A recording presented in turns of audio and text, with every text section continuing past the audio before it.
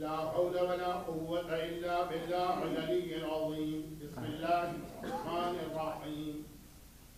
الحمد لله الملك الحق المبين، والصلاة والسلام على سيد الأنبياء والمرسلين سيدنا ونبينا ومولانا أبي القاسم محمد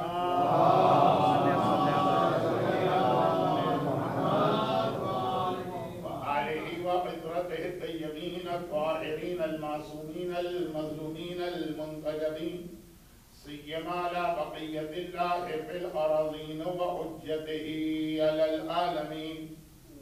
اللهم عجل له الفرج ولعنة الله على أعدائهم أجمعين. أما بعد فقد قال الله عز وجل في كتابه المبين وفرقانه المتين وقرآنه المجيد. بسم الله الرحمن الرحيم. قد جاءكم رسول من أنفسكم عزيز عليه ما عنتم حريص عليكم بالمؤمنين رؤوف رحيم.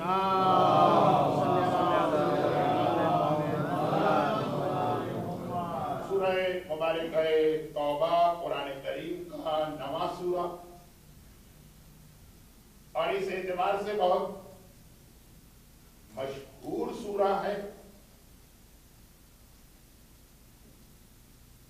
کہ یہ واحد سورہ ہے، اونلی سورہ جو بغیر بسم اللہ کے شروع ہوتا ہے۔ اچھا، اب یہ بات مشہور تو بہت ہے، لیکن جو اس کی وجہ بیان کی جاتی ہے وہ یا تو لوگوں کو معلوم نہیں ہے، اور یا معلوم ہے تو اس وقت بھول جاتے ہیں جب میری پرانی مجالس پر اعتراض ہوا کرتا تھا، اور ابھی بھی کبھی کبھی وہ رنگ میں دکھائی دیتا ہوں۔ سورہ توبہ کے شروع میں بسم اللہ نہیں، اس کی وجہ سے دو وجوہات بیان کی گئی۔ دو کا مطلب یہ ہے کہ یا یہ یا وہ۔ ہمارے یہاں انڈیا اور پاکستان میں ایک ہی وجہ مشہور ہے۔ ایک وجہ یہ بتائی گئی ہے کہ بعض علماء کے خیال میں سورہ توبہ الگ سے کوئی سورہ ہی نہیں ہے، یہ سورہ انفال ہی کا پارٹ ہے، یعنی سورہ انفال اور سورہ توبہ مل کے ایک سورہ بنتے ہیں۔ قرآن کریم کے 114 سورے کم ہو کے 113 رہ سکتے ہیں۔ سورہ قرآن میں جو پہلے دن میں نے عرض کیا تھا کہ بعض غیر شیعہ علماء کا یہ نظریہ کہ قل اعوذ برب الفلق اور قل اعوذ برب الناس قرآن کا حصہ ہی ہے، یہ گفتگو نہیں۔ سورہ قرآن کا حصہ ہے، الگ سے ایک سورہ ہے کہ سورہ انفال ہی کا ایک تو یہ وجہ۔ اگر اسی کا ایک حصہ ہے تو پھر اس سے پہلے بسم اللہ کی ضرورت ہی نہیں، ایک وجہ۔ زیادہ مشہور وجہ یہ جو ابھی گھر کی کسی مجلس میں بھی میں نے چور مرد اور چور عورت کے حوالے سے جو بات کر رہا تھا، وہی والی بات کہ چونکہ سورہ توبہ کا آغاز عذاب خدا کے اعلان سے، براءۃ من اللہ، اللہ بری، اور اس کے بعد عذاب کا بیان آیا، تو اگر آغاز ہو رحمت کے نام سے اور فوراً عذاب کی بات آ جائے، عذاب کا جو تاثر بنتا ہے، جو عذاب کے حوالے سے ایک خوف یا ڈر پیدا ہونا چاہیے، وہ ختم ہو جائے۔ جب بات ہی ہو گئی کہ رحمت تو بہت بڑی، جو اکثر ہماری مجالس پہ اعتراض ہوتا ہے نا کہ جب آپ عذاب کی بات پڑھتے ہیں وہیں ہاتھ کے ہاتھ رحمت کا بیان کیوں نہیں کر دیتے؟ اب ہم بتا رہے ہیں کہ دیکھیے رحمت رحمت رحمت یہاں پڑھی، یہاں پڑھی، یہاں پڑھی، اس مجلس میں پڑھی، اس اشرے میں پڑھی، تو اس مجلس میں کیوں نہیں پڑھی جس میں بے نمازی کا عذاب آ رہا ہے، بے حجاب عورت کا عذاب آ رہا ہے، گانا سننے والے کا عذاب آ رہا ہے؟ تو سورہ توبہ سے پہلے بسم اللہ کیوں نہیں؟ اس لیے نہیں ہے کہ ابھی عذاب کی بات کر کے آپ رحمت کی بات کریں۔ اب یہ قرآنی بات ہے، یہ قرآن کے حوالے سے بات ہے، ہماری مجالس کے حوالے سے۔ وہ سورہ توبہ کی آخری 2 آیتوں کے بارے میں اختلاف پیدا کیا گیا، اور جیسے جیسا کہ میں نے کہا کہ وہ ایریزونا ہی کا مسئلہ تھا کہ قرآن کریم میں جو لفظ آیا ہے وہ یا 19 ہے یا 19 سے ڈیوائڈ ہونے والا ہے. سورہ توبہ کی آیت کو قرآن مان لے تو اس کے آخر میں لفظ رحیم آیا ہے وہ 19 سے زیادہ ہو جاتا. اس آیت کو قرآن سے نکال لے تو 19 والا فارمولا بالکل ٹھیک رہتا. تو کہا کہ فارمولا ٹھیک ہونا چاہیے، آیت ٹھیک ہو کہ نہ ہو اس سے کوئی فرق نہیں پڑتا. چنانچہ اس آیت کو قرآن سے نکالا گیا. لیکن اب اتنی ہمت تو کسی میں نہیں ہے کہ انہوں نے نکال دی. علامہ جلال الدین سیوطی کی تفسیر سے ایک ضعیف حدیث لے کر، یہ ہماری تفسیر ہے نہ ہمیں کوئی ضرورت ہے اس کو ڈیفینڈ کرنے کی، ایک ضعیف حدیث لے کر یہ آیت تو قرآن میں تھی ہی نہیں، 19 کے حساب کو ٹھیک کیا گیا ہے. یہ جملہ پھر میرا اس پہلی مجلس کے جملے سے آگے بڑھا کہ قرآن کے اول کو بھی قرآن نہ مانو، قرآن کے آخر کو بھی قرآن نہ مانو، قرآن کے درمیان بھی قرآن نہ مانو، اور الزام لگاؤ کہ شیعہ قرآن کو نہیں مانتے اور وہ تحریف کے قائل. اور آیت اتنی اہم کہ اس میں اللہ کے رسول کے 3 ایسے لقب، صفات، خصوصیات یا نام بتائے گئے کہ ہر ایک اپنی جگہ پہ کمپلیٹ میسج. عزیز عزیز عزیز، حریص حریص حریص، رحیم رحیم رحیم. جاءکم رسول من انفسکم، تمہارے پاس تم میں سے ایک رسول آیا. اب یہ انفسکم کے اندر بھی یہ بحث ہے کہ آخر یہ لفظ کیوں آئے. خالق خدا اتنا کہہ دے گا کہ ایک رسول آئے، تم میں سے ایک رسول آیا، لیکن یہ والی بات ہمارے آج کے موضوع سے ہٹتا ہے. چاہے کبھی بات ہو بھی جائے کسی اشرے میں، تمہارے پاس رسول آیا تھی. اب قرآن نے کہا اس کی 3 خصوصیات یا کیریکٹرسٹک. یہ عزیز، عزیز عزیز. اچھا عزیز کہتے کسے ہیں؟ ایک تو عزیز کا مطلب ہوگا صاحب عزت، وہ نہیں. عزیز کا ایک مطلب یہ بھی اور آیت میں وہی مطلب آیا. اب یہ بہت مشکل اردو ہو رہی، آیت کا ترجمہ بہت مشکل ہو رہا ہے. عزیز ہے، عزیز مانے اس کے لیے بہت شاق گزر رہا. یہ لفظ کتنا آپ کے لیے شاق گزرا نا، تو قرآن کریم کہہ رہا ہے کہ رسول کے لیے شاق گزر رہا، گراں گزر رہا، رسول غمگین ہو رہا. اب یہ غمگین میں نے بہت ہی اس کو آسان کر کے اپنے الفاظ میں بیان کیا. انگریزی تو مجھے آتی نہیں ہے، ورنہ میں انگریزی کا لفظ استعمال کر دیتا. جو تھوڑا بہت میں نے دیکھا وہ یہ ہے کہ ایک ٹرانسلیشن میں لکھا ہے he is grievous upon your suffering. دوسرے میں لکھا ہے کہ distress him your suffering.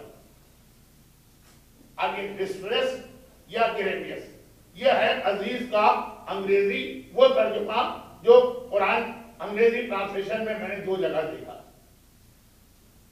ہو سکتا ہے کہ یہاں وہی مسئلہ جو ہمارے بچوں کو انڈیا اور پاکستان سے آنے والے انگلش اسپیکر میں ہوتا ہے تو پروناؤنسیشن ایکسنٹ الگ ہے تو سمجھ میں ہی نہیں آئے کہ کیا کہا گیا. اس سے تو عربی ہی بہتر. تو میں اس سے زیادہ وقت آپ کا ضائع نہیں کرنا چاہتا. منگل یعنی ٹیوزڈے کی مجلس میں جو لوگ آ جائیں وہ بہت بڑی بات ہے، تو انہیں اصل پیغام پہنچانا. تو اب ترجمہ اردو ہی میں لے کے چلتے ہیں. رسول عزیز، عزیز علیہ، رسول پر عزیز ہے. یور سفرنگ، تمہارے پرابلم، تمہاری مصیبتیں، تمہاری پریشانیاں رسول کو غمگین کر دیتی. محاورہ اردو میں ترجمہ ہوگا اس رسول پہ شاخ گزرتا ہے تمہاری مصیبت. آسان اردو میں ترجمہ یہ غمگین ہو جاتا ہے تمہارے پرابلمز کی وجہ سے. یور سفرنگز تو قرآن کے 11 کی 11 انگلش ٹرانسلیشن میں مجھے نظر آئے. عزیز، غمگین اور حریص، یہ تمہارے علیکم تمہارے اوپر حریص ہے. حریص علیکم، عزیز غمگین ہے تمہاری وجہ سے، حریص ہے تمہارے اوپر.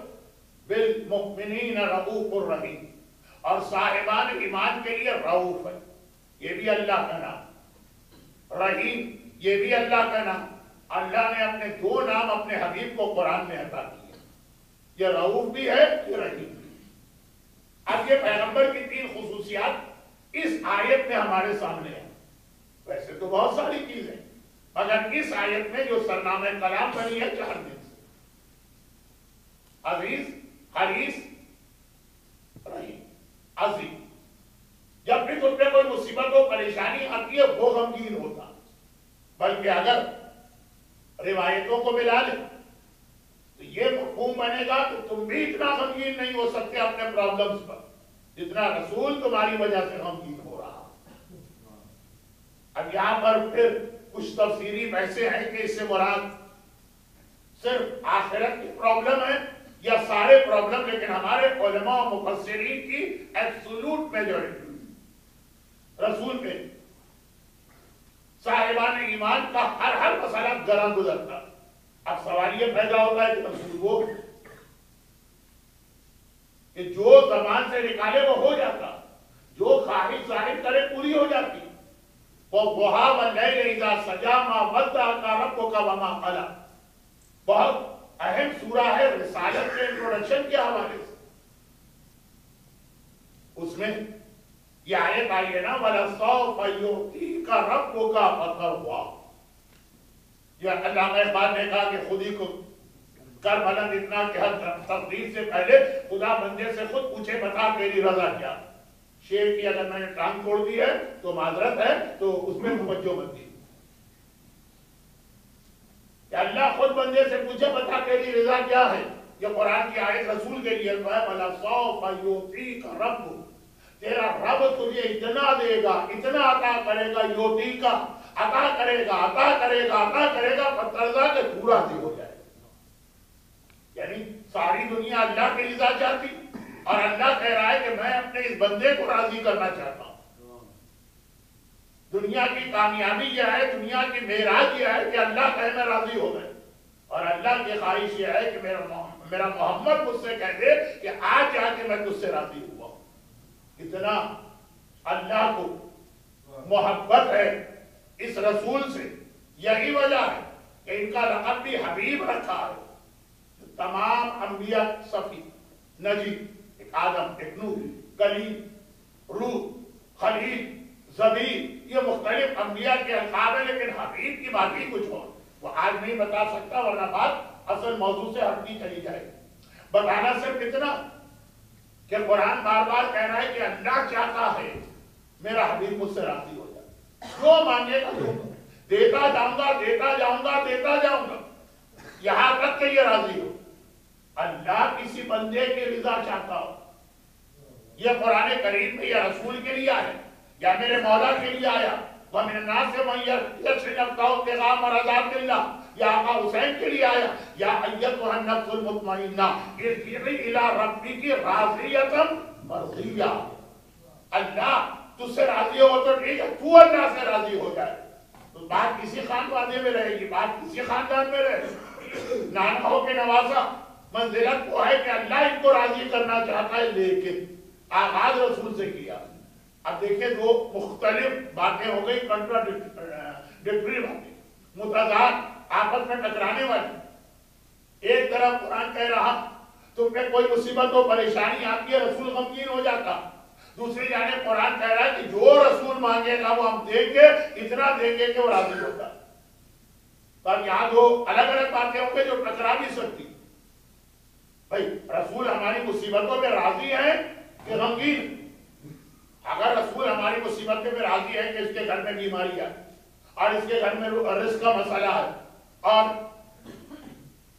یہاں کی مجلس میں تو ضرورت نہیں ہے، لیکن ویسٹرن کنٹریز میں عموماً جنرلائز بات کی جاتی کہ اس کے گھر میں ویزے کا یا امیگریشن کا یا سٹیزن شپ کا مسئلہ ہے، اس کے گھر میں اولاد کا مسئلہ ہے، اس کے گھر کے اندر اللہ کی سب سے بڑی نعمت اٹھا لی جائے، گھر کا سکون، لڑائی جھگڑے فساد ہنگامے، سب سے بڑی نعمت ہے صحت اور سکون۔ تو یہ بات کہیں سے کہیں نکل جائے، یہ جو ہمارے پرابلم آتے ہیں رسول اس پہ غمگین ہے یا رسول اس پہ راضی؟ اگر رسول راضی، ہمارے چاہنے والے باقی کریں، ہمارے چاہنے والے بیمار ہیں، ہمارا کلمہ پڑھنے والے پرابلم میں گھرے رہیں، تو پھر یہ آیت کیوں آ گئی کہ عزیزٌ علیہ ما عنتم، تمہاری پریشانیاں اس کو ڈسٹریس، گریویس، غمگین کر دیتی. اور اگر رسول ہماری پریشانیاں دیکھ کے غمگین ہو جاتے تو پھر اللہ یہ کیا کہہ رہا ہے کہ رسول کو راضی کرنے کے لیے صبر دوں گا. کیا ایک صحت نہیں دے سکتا اس مومن کو تاکہ رسول کا غم ختم ہو جائے؟ کیا ایک اولاد نہیں دے سکتا اس مومن کو تاکہ رسول کا غم ختم ہو جائے؟ تاکہ رزق نہیں دے سکتا اس مومن کو؟ کتنی چھوٹی چھوٹی باتیں اللہ کے پاس. رسول اگر ہمارے پرابلم پہ غمگین ہیں تو اللہ ہمارے پرابلم دور کر کے اپنے رسول کو خوش کیوں نہیں کرتا ہے؟ اور رسول اگر ہمارے پرابلم پہ راضی ہیں تو قرآن کہہ کیوں رہا ہے کہ عزیزٌ علیہ؟ یا تو ڈاکٹر ارشاد خلیفہ کی طرح آیت کو قرآن سے نکال دے، وہ صاحب ایمان تو نہیں کر سکتا. تو اب آخر اب یہاں پہ میں ذرا سا ایک منزل آگے بڑھتا ہوں، اور یہ مسئلہ خالی انفرادی پرابلم کا نہیں، یہ تو انڈیویجول پرابلمز بھی آ گئے ہمارے گھر میں ہیں. قرآن کہہ رہا ہے رسول غمگین بھی اور اللہ ان کو راضی بھی رکھنا چاہتا. اور اجتماعی پرابلم بھی آ گئے. خداوند ہم رسول کا کلمہ پڑھنے والے، رسول سے محبت کرنے والے کب تک یہ سفرنگ رہیں گی اجتماعی؟ قتل ہو رہا، گردنیں کٹ رہی، گھر جلائے جا رہے، بستیاں اجاڑی جا رہی. صاحبان ایمان تو 1300 سال سے، 1200 سال سے، 1100 سال سے یا اس سے بھی پہلے چلے جائیے، شہزادی فاطمہ کے گھر کا دروازہ جلنے سے لے کے آگے تک بحیثیت قوم بھی، بحیثیت کمیونٹی بھی ظالموں کے ظلم کا نشانہ بن رہے ہیں. وہ کھڑا ہوتا، اس کا ٹارگٹ صاحب ایمان ہی ہوتا.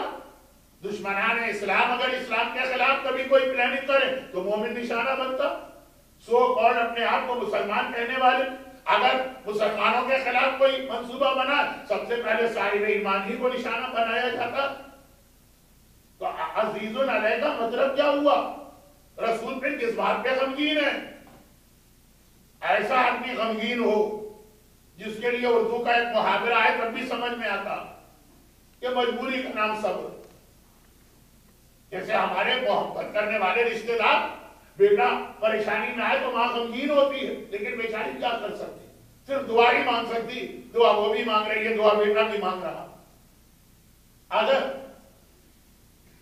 بہت ہی قریبی آپ کا کوئی دوست کلوز فرینڈ پرابلم میں آ جائے آپ غمگین ہو جاتے، لیکن اب کیا کریں؟ آپ کہتے ہیں ہمارے اختیار میں تو کچھ نہیں ہے سوائے دعاؤں.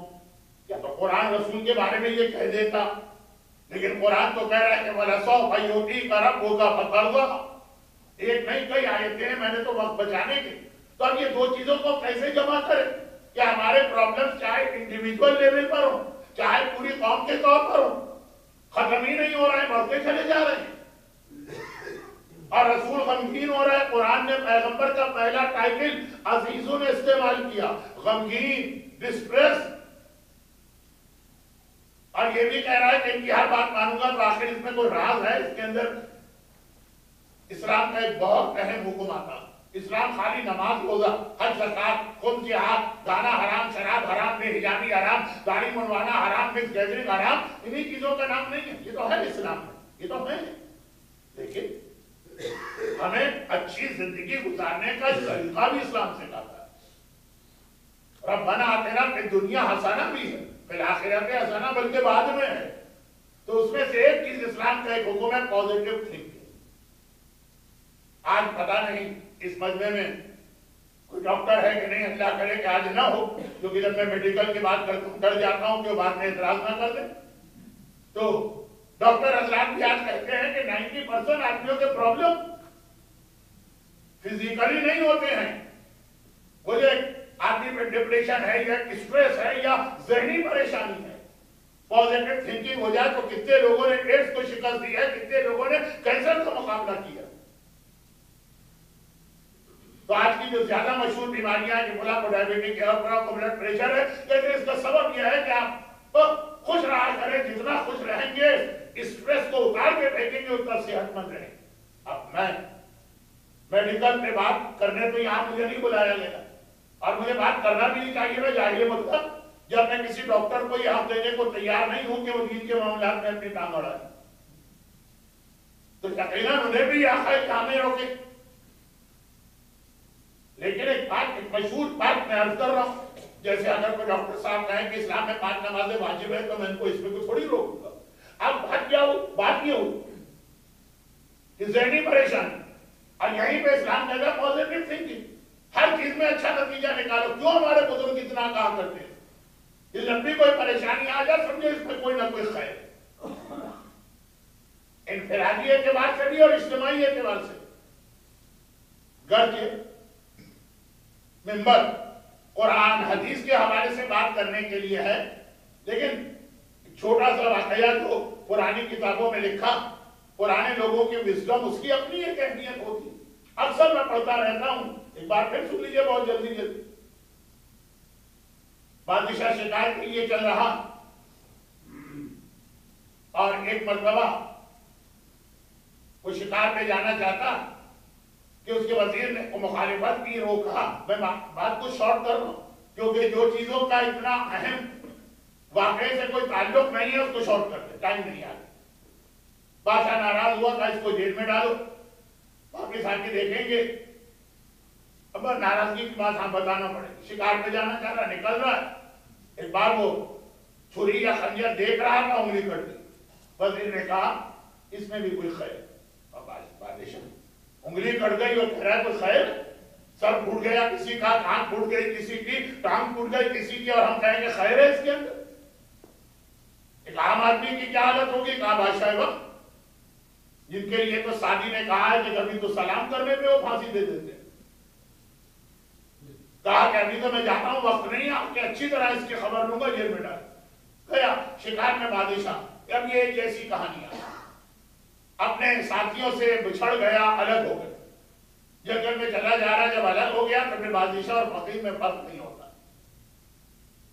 وہ جو علامہ ہلی کو امام زمانہ نے زیارت کربلا کا ثواب بتایا، اس میں بھی مثال بادشاہی کی دی نا، جو اپنے ساتھیوں سے الگ ہو گیا.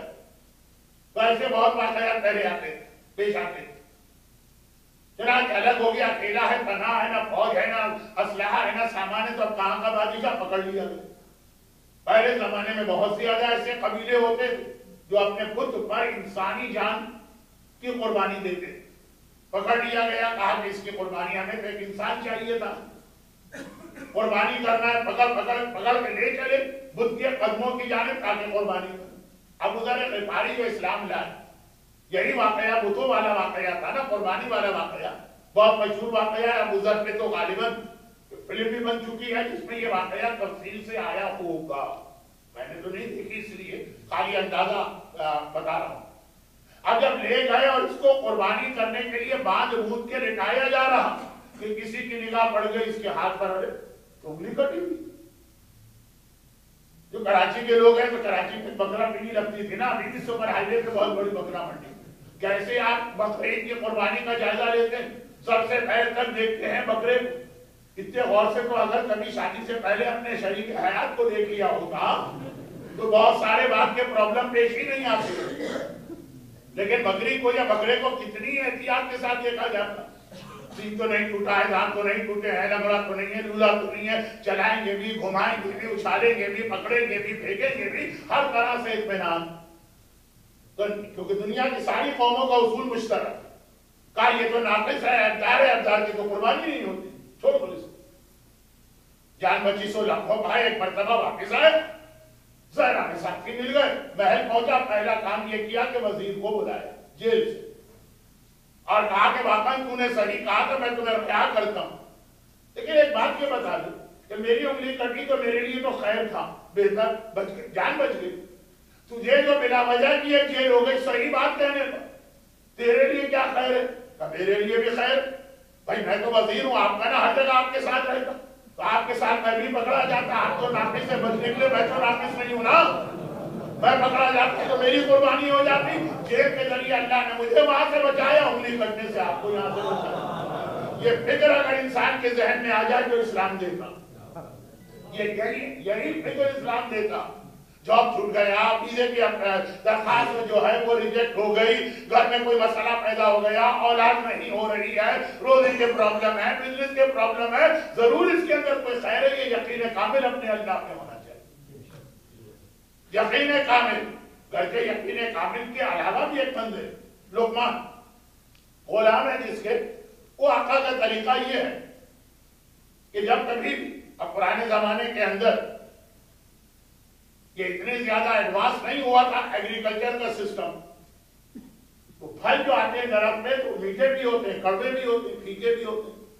آج تک میں یہ فیصلہ نہیں کر سکا، یقیناً کوئی بزرگ مجھے بعد میں بتائیں گے کہ بھائی خربوزہ کیسے خریدا جائے، کیا اس میں پہچان ہے کہ یہ میٹھا نکلے گا بغیر کاٹے؟ کوئی بتائے گا ضرور، کیونکہ کسی نے مجھے بتایا تو تھا ایک جگہ، لیکن میں نے کہا یہ تو میں نے مثال دی ہے، میں نے آج تک خربوزے خریدے ہی نہیں ہے۔ لیکن پھل میں ایک مسئلہ ہوتا ہے، اب آج کل تو اتنی ایڈوانس ہے ٹیکنالوجی کہ میٹھے پھل ہی آپ کو آ سکتے ہیں۔ بادام کا تو آپ کو تجربہ ہے، ہمارے کڑوے بھی ہوتے ہیں، کڑوے تو کتنے کڑوے، اب آج کل مان لو کیلیفورنیا کے بادام میں ایک بھی کڑوا نہیں نکلے گا، یہ میں کہا چلا تو واپس آتا ہوں اپنے موضوع میں۔ یقین رکھیے کہ اس میں بھی کوئی خیر ہے اللہ کی طرف سے، لیکن واپس اپنی بات جو میں ادھر پھسرا، لیکن واپس اپنی بات پہ آتا۔ تو خلاصہ یہ ہے کہ اب پھل باغ آقا ہے، باغ ہے، اس کے پھل جب آتا ہے تو کون سی درخت کا پھل میٹھا ہے، کون سا میٹھا نہیں ہے، لقمان کو کھلایا جاتا۔ جیسے پہلے زمانے میں دوائیوں وغیرہ کا ٹرائل ہوتا ہے تو چوہوں کے اوپر تجربے ہوتے، اب تو چوہوں کی لوبی انسانوں سے زیادہ طاقتور ہو گئی۔ عراق میں کتنے بچے مر گئے، شام میں کتنے بچے مار دیے گئے، وہ کوئی پرواہ نہیں، ایک چوہا نہیں پرواہ ہے۔ خیر یہ بہرحال اچھی چیز، یہ اچھی چیز ہے، جانوروں کا اتنا خیال، لیکن اور اچھی چیز یہ کہ ساتھ میں انسانوں کا بھی خیال۔ اب وہ ایک الگ ہو، تو ٹرائی کے لیے، ٹیسٹنگ کے لیے لقمان رکھے گئے، ہر پھل ان کو کھلایا جاتا ہے، یہ کھاتے ہیں، پھل واقعی میٹھے ہوتے ہیں۔ پہلے زمانے میں پھل میٹھے ہی ہوتے تھے، زمین بھی فرٹائل تھی، کچھ کیمیکل بھی نہیں تھے، ان کی ضرورت بھی نہیں۔ اسی طرح ایک مرتبہ کسی موسم کا پھل آیا اور پہلا پھل درخت سے جو کٹ کے آیا لقمان کو کھلایا، اتنے ہی اطمینان مسکراتے ہوئے، میٹھا پھل کھا کے تو چہرے پہ مسکراہٹ بھی آ جاتی۔ لقمان نے وہ کھا لی، آقا پوچھتا نہیں تھا، خالی چہرے کا ایکسپریشن دیکھتا تھا، سمجھ جاتا تھا۔ چنانچہ اس نے خود کھایا، اتنا کڑوا پھل، اچھل پڑا وہ اپنی جگہ، وہ باقی باتیں چھوڑیے۔ لقمان جب یہ اتنا کڑوا پھل تھا، نہ تو نے کچھ بولا، نہ چہرے سے یہ تاثر ہوا، یہ بات ہو رہی ہے جہاں واقعاً کوئی خرابی ہو۔ دو مرحلوں میں نے ابھی بات کی، ابھی تیسرے پہ جا کے عزیز علیہ کو مکمل کروں گا کہ نہ کچھ کہا، نہ کوئی کمپلین، نہ کوئی کامنٹ، نہ چہرے کا ایکسپریشن۔ لقمان نے کہا، میں نے دل میں سوچا کہ جس ہاتھ سے ہزاروں مرتبہ میٹھا پھل ملا، ایک بار اگر کڑوا پھل آ گیا تو کس بات کی کمپلین کروں، کس بات میں منہ بناؤں؟ وہ ہزار مرتبہ جو میٹھا پھل دینے والا ہے، ایک بار کڑوا پھل دے دے تو کوئی اعتراض نہیں ہونا چاہیے۔ واقعاً بھی اگر کوئی پرابلم آ جائے جس میں پازیٹیو تھنکنگ نہ بھی ہو، تو یہی آدمی سوچ ہے۔ جس اللہ نے اتنی نعمتیں دی ہیں، جس اللہ نے اتنے احسانات کیے ہیں، ہزاروں مرتبہ ہمیں اتنے پرابلم سے نکالا ہے، ایک بار اگر یہ پرابلم آ بھی گیا تو کس بات کی کمپلین، کس بات کا اپنے ذہن پہ اسٹریس۔ اور کیا ویسے یہ تو ہوا پہلا، اس کے بعد کا مرحلہ کہ اللہ کو ضرورت ہی نہیں ہے کہ ہمیں کسی پرابلم میں مبتلا کرے، کوئی نہ کوئی اس میں ہمارے لیے فائدہ ہے، وہ بات ابھی بیان ہو گئی۔ اچھا اب دیکھیے اصل بات کہنا، اور یہ بات کل جو میری مجلس کل کی جو تھی، جو ہو گئی، اس کا جو اسٹائل تھا نا، تقریباً باقی ماندہ 5 مجلسوں میں سے زیادہ تر کا وہی اسٹائل رہے۔ کیا مطلب؟ آخری رسول سے آخری امام کے حالات کو ملانا، کیونکہ آخری امام ہے صاحب دعوت نبوی، نبی کی طرح کا طریقہ، تو نبی کا طریقہ پھر امام کا طریقہ۔ تو جو سوال ابھی میں نبی خدا سے کیا تھا، وہی سوال ہم اپنے زمانے کے امام سے کر رہے ہیں۔ مولا غائب ہیں، ٹھیک، کب تک غائب رہے اور کیوں غائب ہیں؟ آپ کے چاہنے والے مر رہے ہیں، مارے جا رہے ہیں، کاٹے جا رہے ہیں، جوانوں کے لاشیں بوڑھے باپ کو اٹھانا پڑ رہے ہیں، بستیاں اجاڑی جا رہی ہیں، ہر ظلم ان پہ ہو رہا، پھر بھی آپ غائب ہیں۔ آپ ولی بھی ہیں، آپ وارث بھی ہیں، آپ سرپرست بھی ہیں، آپ محافظ بھی ہیں، آپ ہمارے پروٹیکٹر بھی، آپ غائب۔ جو سوال رسول سے میں نے کیا کہ خانہ زہرا کا دروازہ جلنے سے آج تک صحیح مومن اجتماعی طور پر، جب یہ قومیت کی بنیاد پہ بات ہو رہی، انفرادی بات ہو گئی اجتماعی، وہی سوال امام سے بھی کرنے کو دل چاہتا۔ آپ تو محافظ ہے نا دین کے اور دینداروں کے، آپ تو ولی ہے نا، ولی کس کو کہتے ہیں؟ ولی خالی لینے والے کو نہیں کہتے، وہ لیتا بھی ہے، وہ دیتا بھی ہے۔ کیا آپ حفاظت شیعہ قوم کی آ جائیے، اب ظاہر نہ ہوں گے تو کب ظاہر ہوں گے؟ ایک سوال دونوں سے یکساں، تو اس نے ایک جواب سنی کہ یہ جو دو باتیں میں نے کہی اس کا تعلق تو پھر بھی دنیاوی مسائل سے تھا، اب فرض کیجئے کہ کوئی پریشانی آتی اور کوئی اس کے اندر ہمارے فیوچر میں بھی فائدہ نہیں، روزی کا مسئلہ فاقے ہیں اور کوئی فائدہ نہیں ہے ان فاقوں میں، ابھی تو بات کی نا کہ بادشاہ کی انگلی کٹی تو فائدہ تھا، وزیر جیل میں گیا تو کوئی فائدہ نہیں، اور آج چھین لی دے کے اللہ نے لے لی، اب کوئی فائدہ بھی نہیں، تب بھی ایک چیز ہمارے یہاں ہم لوگ ہمیشہ بھول جاتے، اور اللہ کے رسول اور رسول کے وارث و جانشین امام کی نگاہ میں سب سے اہم چیز، اور وہ کیا؟ مدینے کے لوگوں نے جا کے رسول اللہ سے کمپلین، کس کی کمپلین کی؟ خود اللہ اور رسول جا کے کمپلین کی۔ محبت کا ایک مرحلہ آتا ہے جہاں انسان اپنے آقا سے کمپلین کرتا، کل بھی یہ بات ہو رہی تھی کہ محبت کے جھگڑے بھی سمجھیے، کبھی محبت میں بھی جھگڑے ہوتے ہیں، کمپلین۔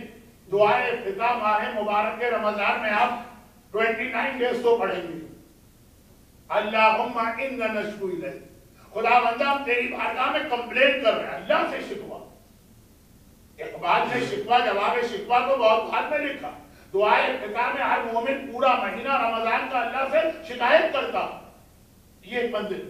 اب یہاں پہ جا کے شکایت، یا رسول اللہ کافروں کو، یہودیوں کو، منافقوں کو، دین کا مذاق اڑانے والوں کو، مدینے میں تھے دین کا مذاق اڑانے والے رسول کے زمانے میں، بے دین لوگوں کو، گناہگاروں کو، اللہ اتنا دے رہا، اتنا دے رہا، اتنا دے رہا۔ مثالیں دینے کی ضرورت نہیں ہے، نمرود سے لے کے یا اس سے پہلے سے فرعون سے لیتے ہوئے جہاں تک سلسلہ لے جائے، اور ایک بیچارہ مومن اتنا متقی اور پرہیزگار اور ایسا پکا نمازی اور ہر وقت اس کے گھر میں باقی ایک مومن تھا جو اتنا پکا نمازی تھا کہ ہمیشہ رسول خدا کے پیچھے پہلی صف کے اندر ہر جماعت نماز میں نظر آتا تھا۔ یہ کوئی معمولی جملہ نہیں، ہمارے لیے بہت معمولی جملہ ہے، ہمارے یہاں بہت کم ایسے موقع ہوتے ہیں کہ مسجد کی پہلی صف مکمل ہوتی ہے، آپ نماز ختم ہونے کے بعد بھی آئے تو پہلی صف میں آپ کو جگہ مل جائے۔ رسول اللہ کے زمانے میں کمپٹیشن ہوتا ہے، ہر آدمی کی کوشش تھی جتنے جلدی آ سکے مسجد میں آئے، کیونکہ اصول تو اپنی جگہ ہے کہ جتنا امام کے قریب پہنچو گے، یہاں مطلب وہ امام معصوم نہیں ہے، جملہ ان کے لیے بھی ہے، لیکن جو واقعہ ہے عام نمازوں کا امام 8ویں صف میں ہو تو ثواب کم ہے، دوسری میں ہو تو ثواب زیادہ، اور پہلی میں ہو تو ثواب اور زیادہ، اور پہلی میں بھی اگر امام سے 4 آدمی دور ہو تو ثواب کم ہے، 2 آدمی دور ہو تو ثواب اور زیادہ۔ تو اب یہ مقابلہ ہوتا تھا ثواب کا۔ کل یہی بات میں نے کہی کہ جماعت نماز تیار ہے، 2 عالم آ گئے، میں نماز پڑھاؤں گا، میں نماز پڑھاؤں، تو لوگ کہیں گے دونوں کو نکال باہر کرو، تو اس کی بات میں جھگڑا تو ہے، وہ ثواب کے لیے جھگڑا کر رہا ہے، نماز پڑھنے والے سے نماز پڑھانے والے کا ثواب دیا۔ ہاں واقعہ میں نے جنگ بدر کا پڑھ دیا تھا، باپ بیٹے کا جھگڑا، تو اب ثواب کے لیے جھگڑا ہوگا، تو ہر آدمی جلدی آتا، اور ہر ایک کو جب ہے تو آج کوئی پہلی صف میں آیا، دوسری نماز میں کوئی دوسرا اسے جلدی پہنچ گیا۔ تو ایک دن میں شب بیداری والی مجلس میں کہہ رہا تھا نا کہ سب سے پہلے کون پہنچتا ہے، کربلا میں کون آیا، حرمل میں کون آیا، تو اب نماز جماعت میں جب سب کو جلدی آنا تو کوئی آدمی پرماننٹ ایک جگہ اس کی نہیں ہوتی، مگر ایک مومن ایسا اتنا پکا نمازی، اتنا پکا نمازی، دن میں رسول اللہ 5 نمازیں جماعت پڑھاتے، ایک بھی نہیں، وہ ہر دن کی ہر نماز جماعت میں بالکل پیغمبر کے پیچھے جو 3 آدمی، امام کے پیچھے کے 3 آدمی سب سے اہم، 3، ایک بالکل پیچھے، اس کے رائٹ، اس کے ایک لیفٹ، تو خیر ہمیشہ وہ اس کو 3 میں سے ایک جگہ مل جاتی۔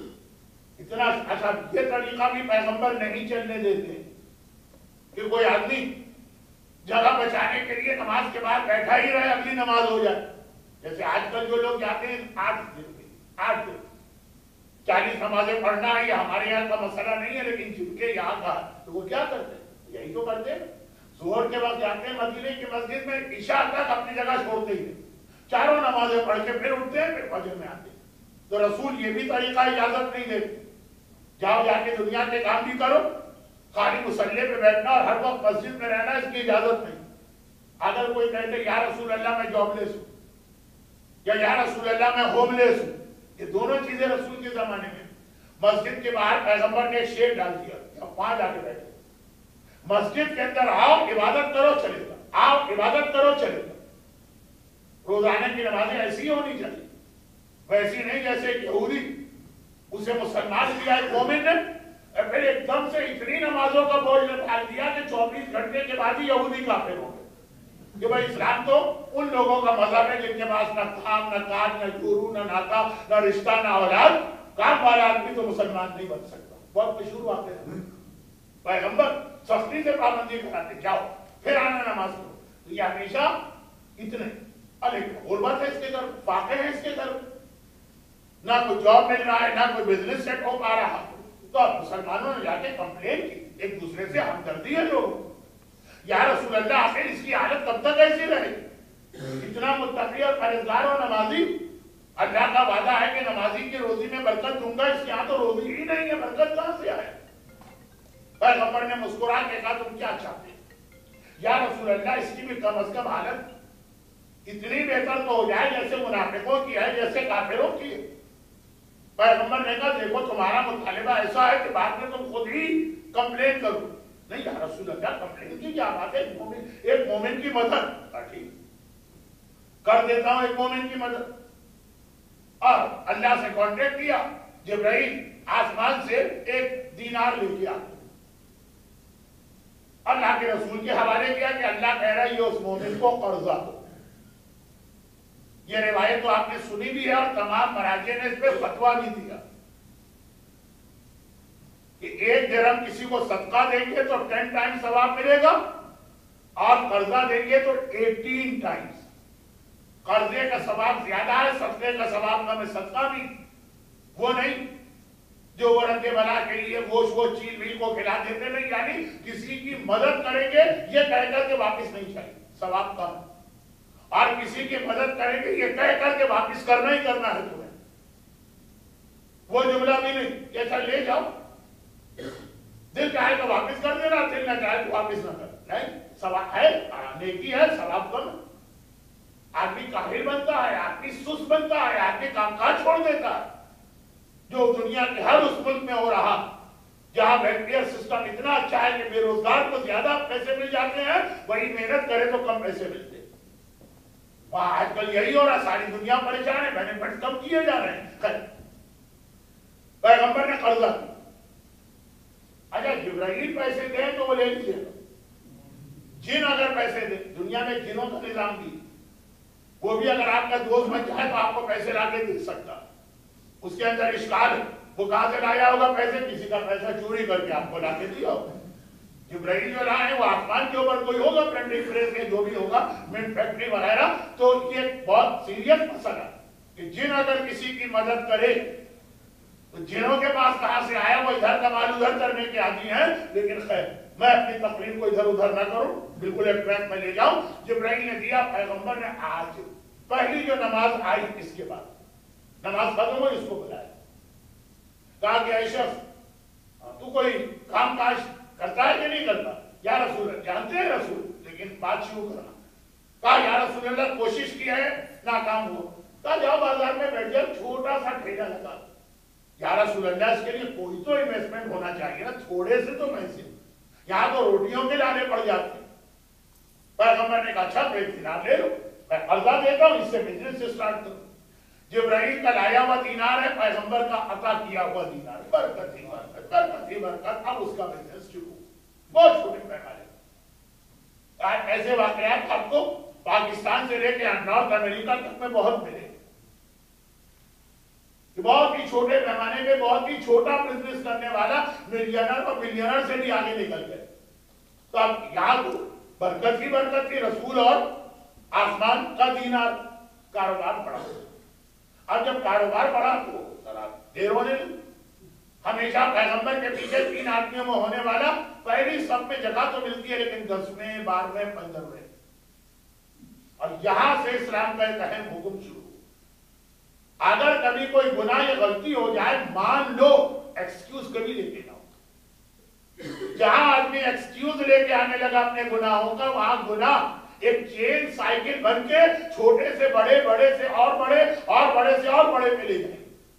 اس نے دیکھا خود انسان، سورہ قیامت کی آیت ان الانسان علی نفسہ بصیرہ ولو القى، ہر آدمی اپنی انر حالت جانتا، چاہے لوگوں کے سامنے بہانہ بناتے پھرے، خود اس کو لگا رہے میں پہلے نمبر پہ آنے والا 7ویں نمبر، کہا لیکن پہلی سب تو مل رہی نا، اپنے آپ سے کہا ٹھیک ہے نا، ثواب ہے، ذرا اور بڑا ہوا بھی 6ٹھی صف میں گئے، وہ آج پہلی صف چھوٹ گئی، اگلے دن تو بہت جلدی آ گیا پہلی صف میں، پھر 2 دن کے بعد 8ویں صف میں، اپنے آپ کو سیٹسفائی خود کر رہا، جماعت میں تو آ رہا ہوں نا، ان سے تو اچھا ہوں نا جو نماز جماعت ہی میں نہیں آتی، یہ قیامت کا جملہ ہے کہ ان سے تو میں اچھا ہوں نا، تو یہیں سے ساری خرابی شروع ہو گئی۔ ایک دن اب دکان بھی بڑھ رہی، کاروبار بڑھ رہا، گاہک زیادہ تھے، ایک دن آخری گاہک کو نمٹاتے نمٹاتے مسجد پہنچا، جماعت ختم ہوئی، اوہ یہ تو بہت برا ہوا، آج زندگی میں پہلی بار جماعت ختم ہوئی، تو نہیں میں آئندہ وقت پہ آؤں گا، وقت پہ آ گئے۔ ایک دن اور ایسے ہی جماعت مستحب ہے، نماز تو میں وقت پہ پڑھ رہا ہوں نا، نماز تو قضا نہیں کر رہا ہوں۔ اس کی حالت بیان کرتے کرتے میں آپ کی حالت کیوں بگاڑ دوں، آپ خود ہی پورا واقعہ آخر تک سمجھ لیں۔ پھر ایک حالت، کاروبار اتنا بڑھ گئے، بازار مدینہ کا کنٹرول یہودیوں کے ہاتھ میں تھا، تو ایسا نہیں ہے کہ وقت نماز آیا تو دکانیں بند، رسول اللہ مسجد میں نماز پڑھا رہے ہیں، وہ کیوں بند کریں گے دکان، بزنس چل رہا، کمپٹیشن انہی سے ہے۔ تو ایک وقت آیا کہ نماز ہی قضا ہو، اتنے گاہک نمٹاتے نمٹاتے جگہ سورج ڈوب گیا۔ اس دن تو بڑا افسوس ہوا، لیکن پھر یہ معمول بن گیا۔ 6 مہینے گزر گئے۔ ایک دن رسول اللہ نے انہی لوگوں کو جو کمپلین لے کے آئے تھے، وہ سارے نمازی تھے نا، وہ سب میں اس کے ساتھی تھے، ان کو بلائے اور کہا کہ دیکھو تمہارا وہ دوست جس کے لیے تم نے مجھ سے ریکویسٹ کی تھی، ایسا لگ رہا ہے کہ بیمار ہے، تو چلو چل کے اس کی عیادت کریں، اسلام میں بہت بڑی بات ہے۔ یا رسول اللہ کہاں تھا بیمار، ابھی ہم نماز پڑھنے آ رہے تھے، ہٹا کٹا دکان پہ بیٹھا ہوا، اور ایک کو تھوڑی، اب تو اس کی 20 دکانیں، پہلے کام خود کرتا تھا، اس کا 500 کا تو اسٹاف ہے۔ تو پیغمبر نے کہا کہ دیکھا اپنی کمپلین کا نتیجہ، اللہ جو اس کی حالت بہتر نہیں کراتا، اس وقت تو آ گئے کمپلین لے کر کہ یا رسول اللہ غیروں کو مل رہا ہے تو اپنے کو کیوں نہ ملے۔ یہ تمہاری کمپلین کا نتیجہ ہے کہ پہلی سب کا پہلا نمازی آج نماز پڑھتا ہی نہیں ہے، قضا بھی ہو جاتی ہے، قضا بھی ہو رہی تو قضا بھی نہیں پڑھ رہا۔ تم کیا چاہتے ہو، یہ اسی حالت میں مر جائے یا پرانی حالت میں آ جائے؟ گھبرا کے کہا کہ یا رسول اللہ اس حالت میں مر گیا تو جہنم میں جائے گا، ہمیں اس سے محبت ہے، ہمدردی ہے۔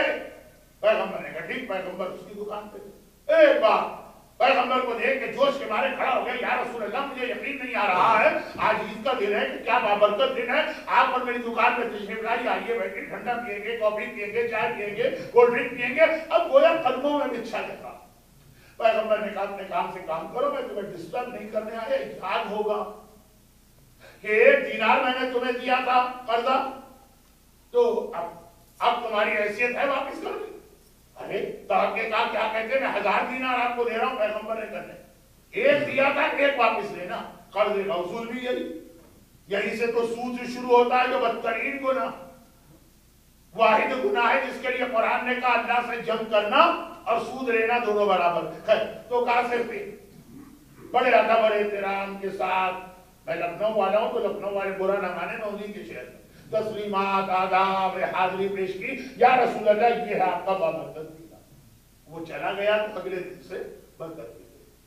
اب یہ ہے کہ لاس ہونے لگا، 2-4 بڑے بڑے لاس کو برداشت کر گیا، پتا بھی نہیں چلا، بزنس کم ہو گئے، 50 دکانیں بک کے ختم ہو گئی، خالی ایک ٹھیلا بچا۔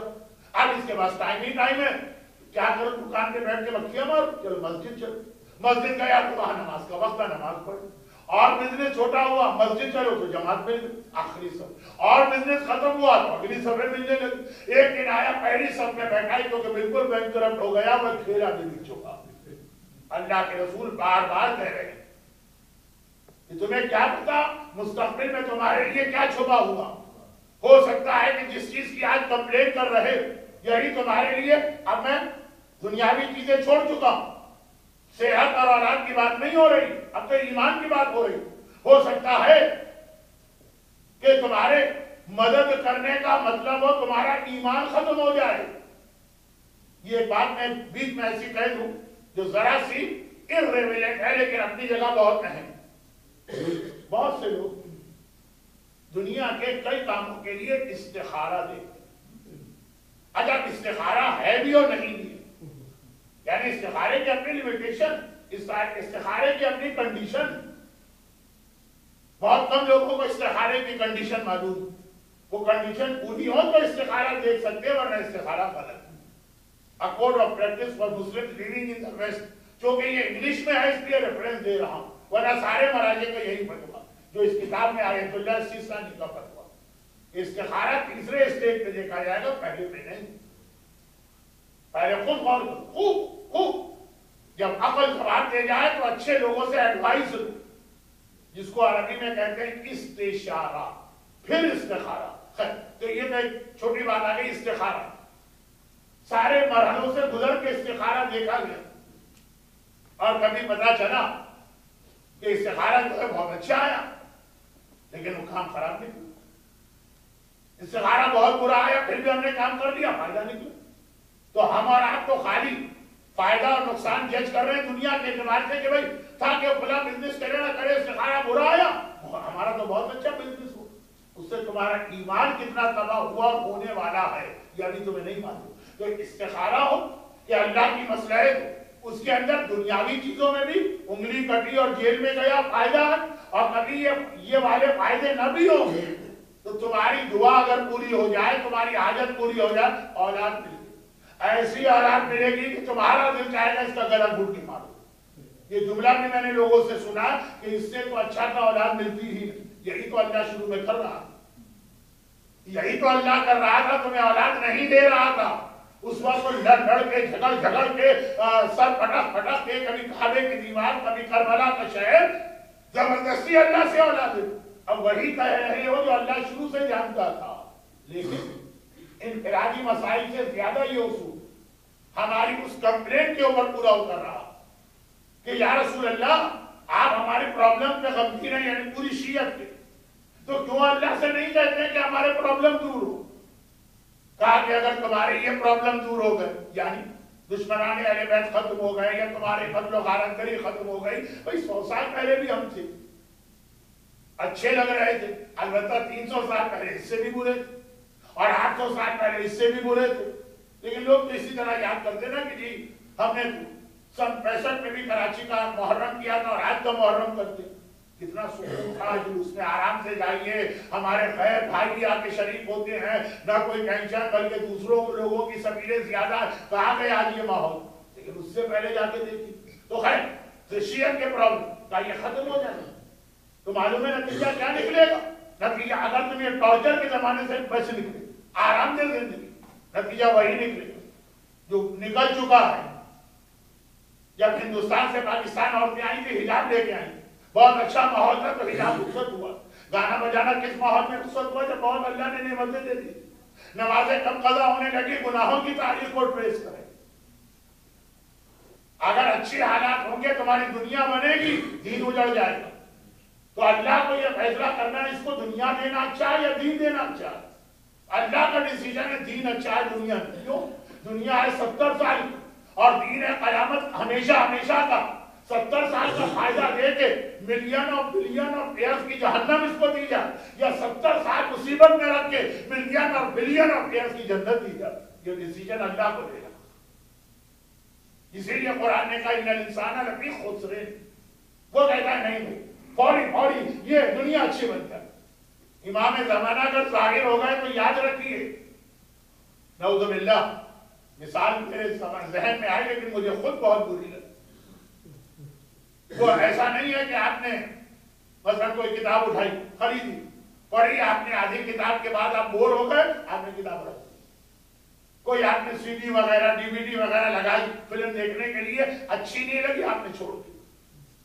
امام نہیں، ایک دفعہ آ گئے تو واپس نہیں جائیں گے۔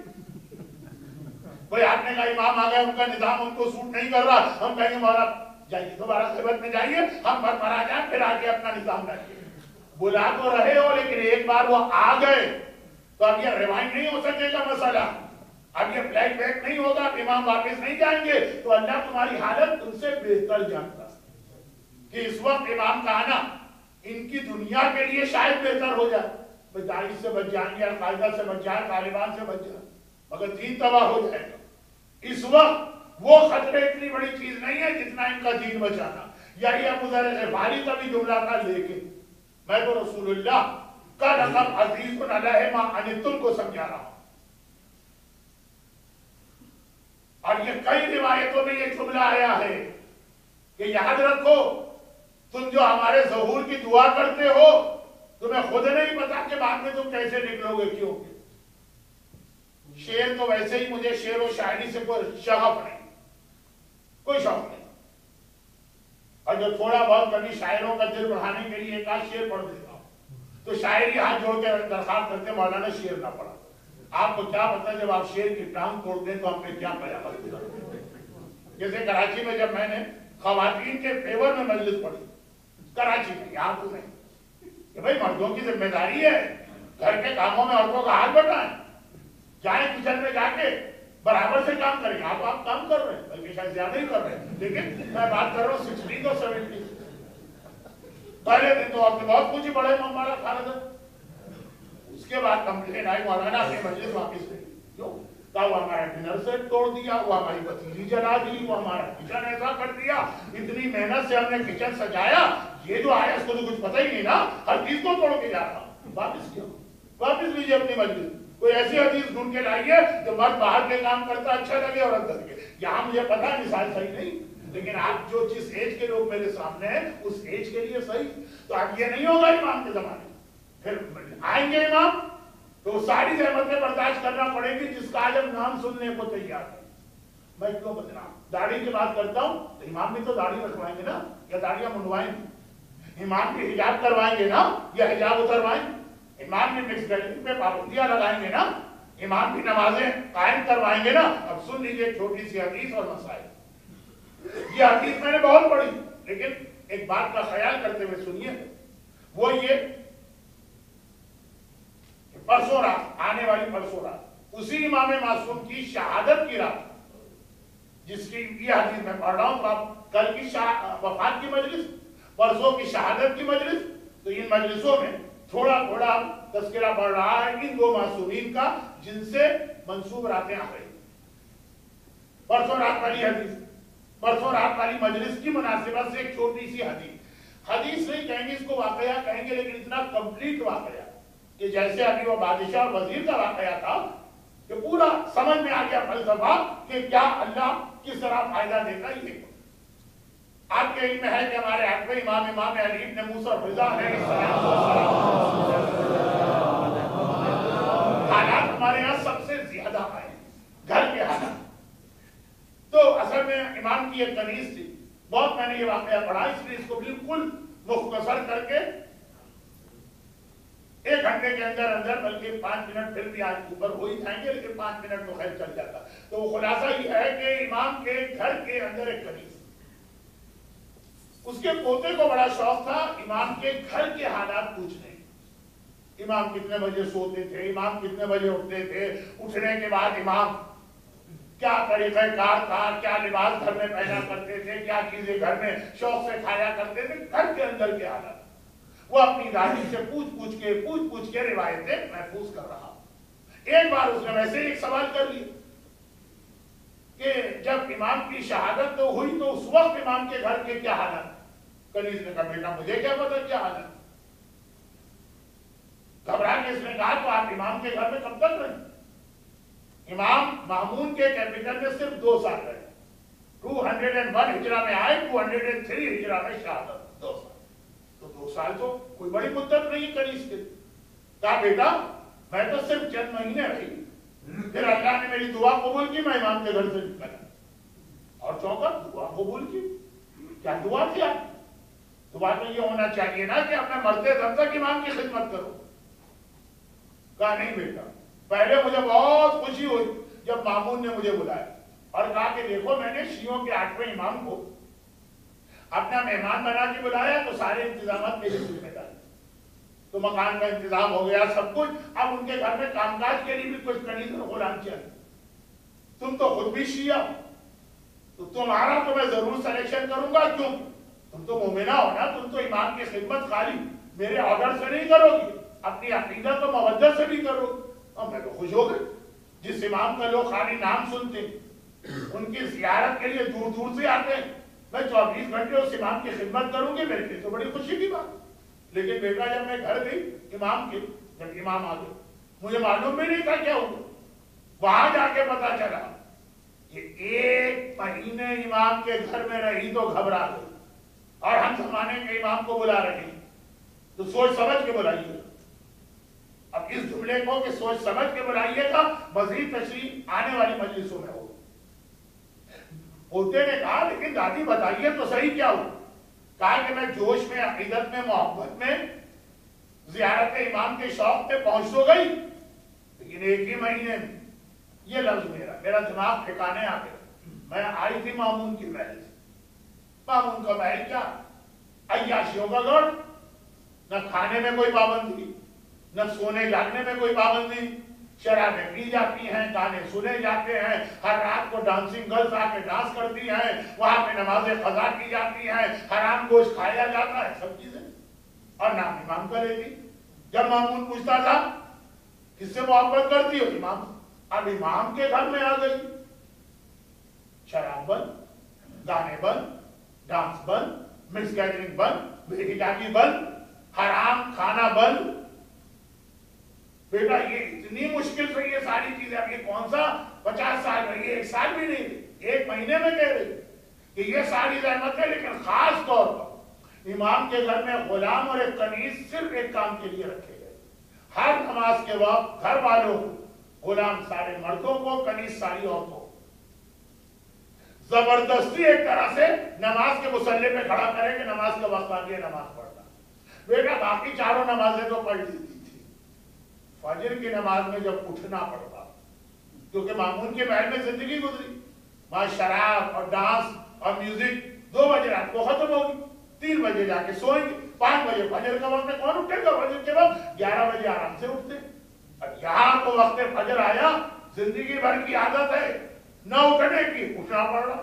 امام کہہ رہے میں اپنے گھر میں کسی ایسے مرد اور عورت کا وجود برداشت نہیں کر سکتا کہ نماز کو ختم کرو۔ بس اس وقت میں نے اللہ سے کہا تھا امام کے گھر سے میں باہر چلی جاؤں، محبت انہی سے کروں، کلمہ انہی کا پڑھوں، ہر پریشانی میں انہی کو پکاروں گی، زندگی تو اپنی مرضی سے گزاروں گی نا، جو دل چاہے گا کھاؤں گی، جب دل چاہے گا سوؤں گی، جب دل چاہے گا اٹھوں گی، جو عبادت دل چاہے کروں، جو عبادت دل چاہے چھوڑ دوں۔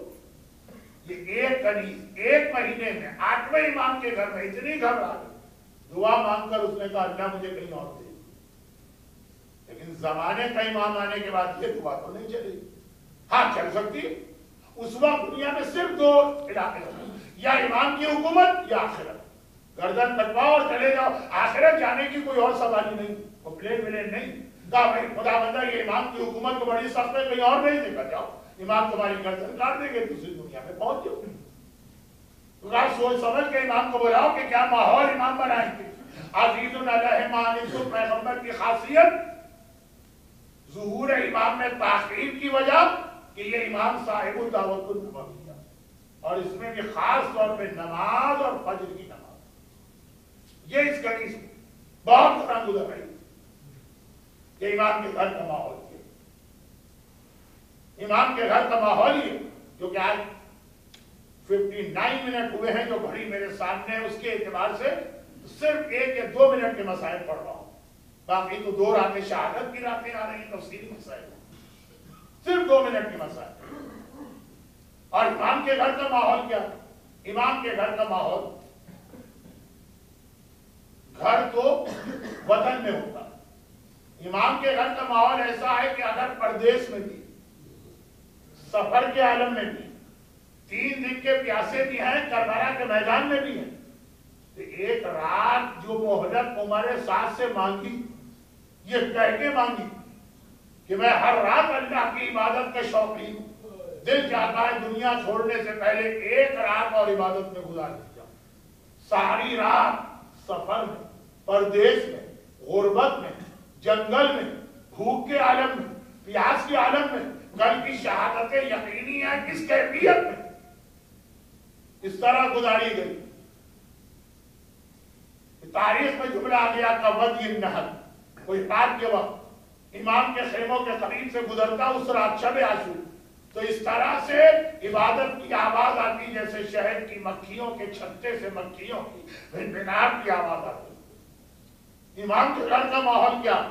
آخری رخصت کے لیے حسین زینب کے پاس آ، زینب بہن دو وصیتیں، بس دعا نہ کرنا، نماز شب میں میرے نام کو نہ بھولنا۔ اتنا یقین ہے حسین کو، یہ نہیں کہا کہ نماز شب نہ بھولنا، نماز شب میں میرا نام نہ بھولنا، اتنا یقین ہے کہ میری بہن زینب واجب تو واجب کوئی نماز شب بھی نہ چھوڑے گی، اور زینب تو پھر بھی معصومہ نہ صحیح تو معصومہ کے قریب قریب۔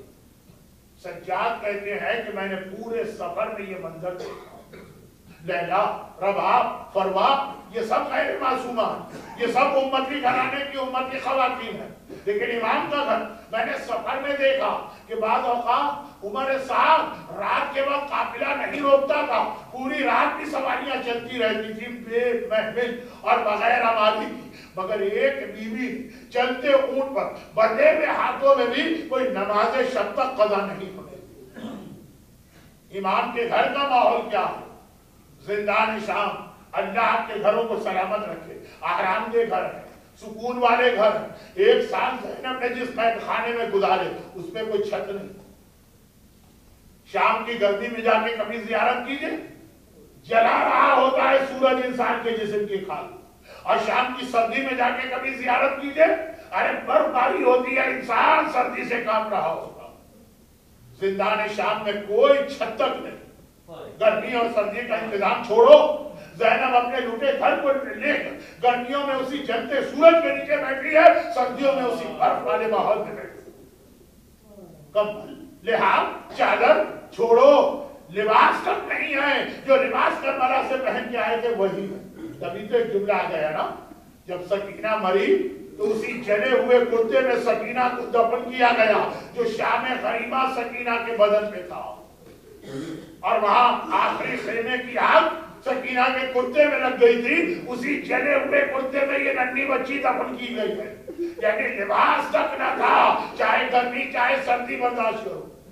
اور سجاد کہتے ہیں کہ اس حالت میں نے دیکھا میری پھوپھی زینب بیٹھ کے نماز پڑھ رہی، اور واجب نماز نہیں سنت۔ میں گھبرا گیا، پھوپھی اماں آج یہ کون سا وقت آ گیا کہ آپ نے بیٹھ کے نماز پڑھی؟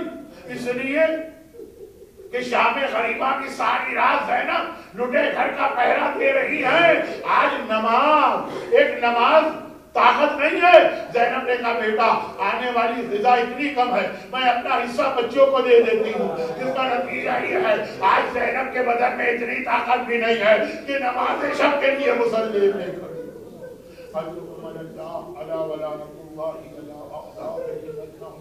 پروردگارا زینب کبریٰ کے ان مصائب کے درمیان عبادت خدا کا یہ واسطہ، پروردگارا سیرت حسین شب عاشور، پروردگارا 8ویں امام کے گھر کے ماحول، ان سب کا واسطہ ان پہ گریہ کرنے والوں کو دنیا آخرت کی ہر پریشانی سے محفوظ فرما، مگر ہم سب کو سیرت اہل بیت میں جتنا ہمارے لیے ممکن ہے عمل کرنے کی توفیق عطا فرما۔ دنیا بھر کی مظلوم صاحبان ایمان کی مدد فرما، گریہ کرنے والوں کی حوائج شرعیہ کو پورا فرما، ہمارے بیماروں کو شفاء کاملہ عطا فرما، مرحومین کی مغفرت فرما، ظہور ایمان میں تعجیل فرما۔ ایک دعائے صحت کی التماس آئی ہے، اور خاص اس تاکید کے ساتھ کہ امن یجیب، تو مرزا عید الحسن ابن مرزا عباس حیدر بیمار، 5 مرتبہ آیت کریمہ بسم اللہ الرحمن الرحیم امن یجیب المضطر اذا دعاہ ویکشف السوء امن یجیب المضطر اذا دعاہ ویکشف السوء امن یجیب المضطر اذا دعاہ ویکشف السوء امن یجیب المضطر اذا دعاہ ویکشف السوء امن یجیب المضطر اذا دعاہ ویکشف السوء परवरदिगार इन बीमार मिर्जा ऐनुल हसन को और हमारे तमाम बीमारों को शिफाए कामिला अता फरमा।